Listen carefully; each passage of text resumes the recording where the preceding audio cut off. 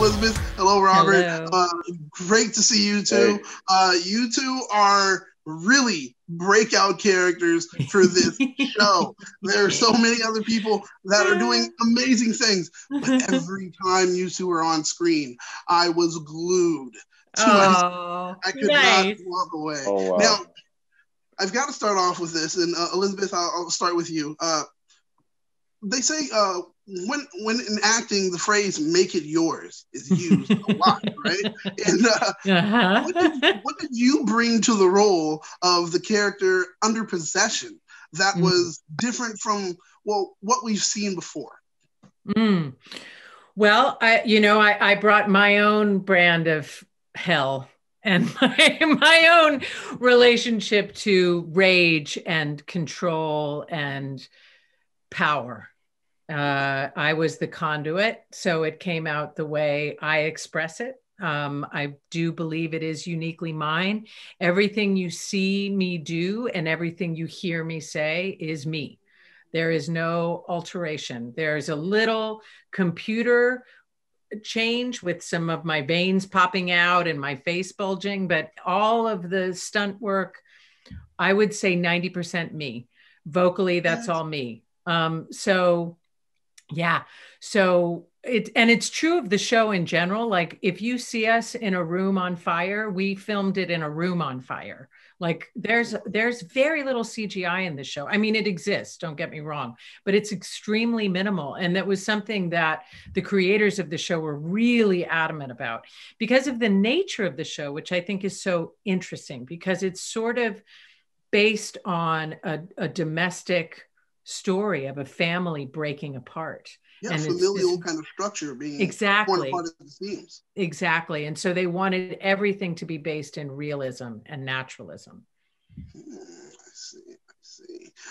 Robert, question, since we just brought up realism and things that are actually happening there, at least accepting what the world is and expanding on it. Your character is supposed to be the guardian of knowledge in the occult. Did you get any time to research into exactly what that kind of requires of you as a character, or did you just have to run with what was on the page and build from there? No, I have a personal interest in and have explored the realms of high magic and esoterica and sort of occult things. So I kind of buy into the power that whole dimension of ancient knowledge has. And so I respect it. And so I just brought that into the experience of Caretaker, knowing that there's powers that are old and we don't account for anymore, but a simple spell being enacted or a simple brew being put together can be as potent today as it ever was. So there was just some respect that I brought to that. And then the backstory of Caretaker to sort of fill in other things. And then we're off. They put us in situations. And then it became just a drama for me. It became an actor looking at a situation and playing out the story in front of them. And the rest of it is just kind of what you emanate. And thank you for the feedback. I think it might work. I mean, it's really good. I just what you did. I was shocked, amazed, and I was like, "Oh, okay, I believe everything you said. I have to be correct." And speaking of believing, Elizabeth, you yourself, everyone's been talking about it, and they're saying when you finally get to her, you're going to have to ask the stupid question, and I'm going to ask the stupid question. The crazy voice. Can I hear it? Oh, shit. I need to get my voice there. I don't think I can get it there right now because I usually need like a good hour to get it. Oh, God. Okay. Damaged enough.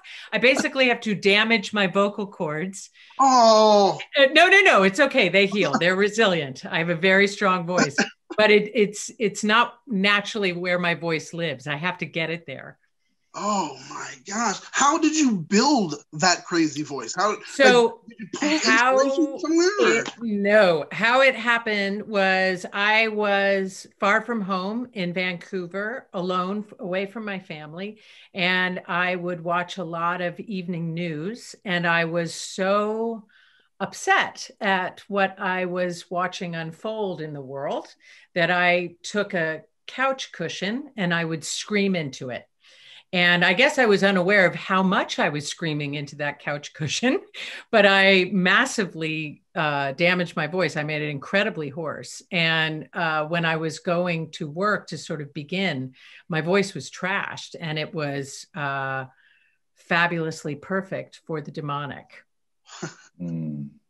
I see. I definitely understand. Robert, just slightly volley it back to you. Now, everyone says there was a moment during a table read where Elizabeth does the voice for the first time, I think, and everyone had a kind of a reaction to it. What was your reaction to hearing the voice for the first time? Well, I'll let you do it in print, but I said, "Oh fuck," you know. That was it stopped, everything changed, and you were just like, it just stopped and it was that kind of thing where all I was doing, because I'm a big fan of hers anyway. And when I looked it's up, it's mutual. I love it. And I looked, and then it's one of those things where at the table you're kind of looking at your side of the eye to see what's she going to do next, what's happening, you know. You're just like, it was that kind of thing. And it's like, you know, it's like Top Cat walking out of the room. It's like, this shit's gonna work. You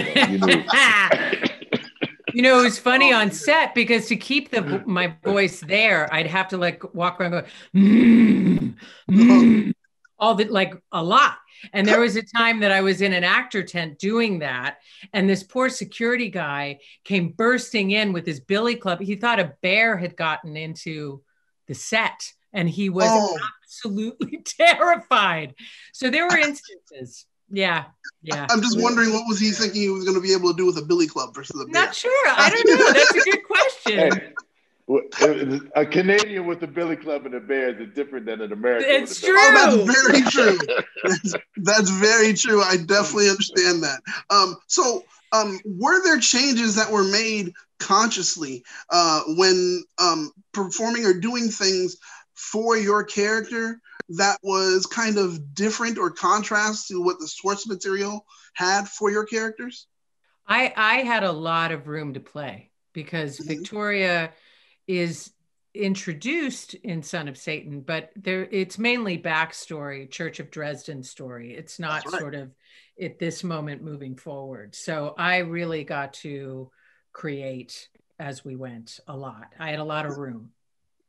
Nice, I like that. Robert, what about yourself? Did you have a little room to play around, or were you relegated to?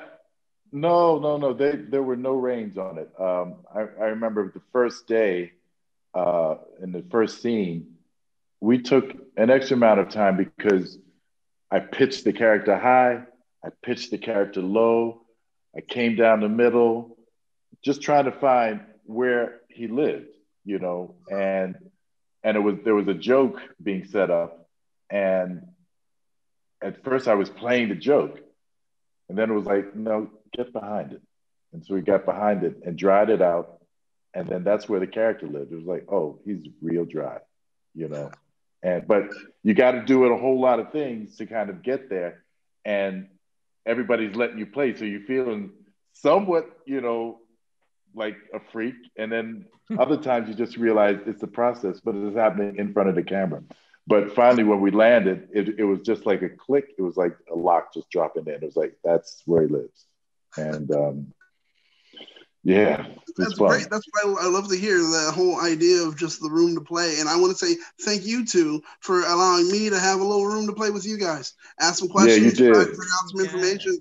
You guys are great on the show. Once again, like I said, my favorite part of it. I just want to say thank you for allowing me to have that time to talk to you guys today. I appreciate it. Thank you, brother.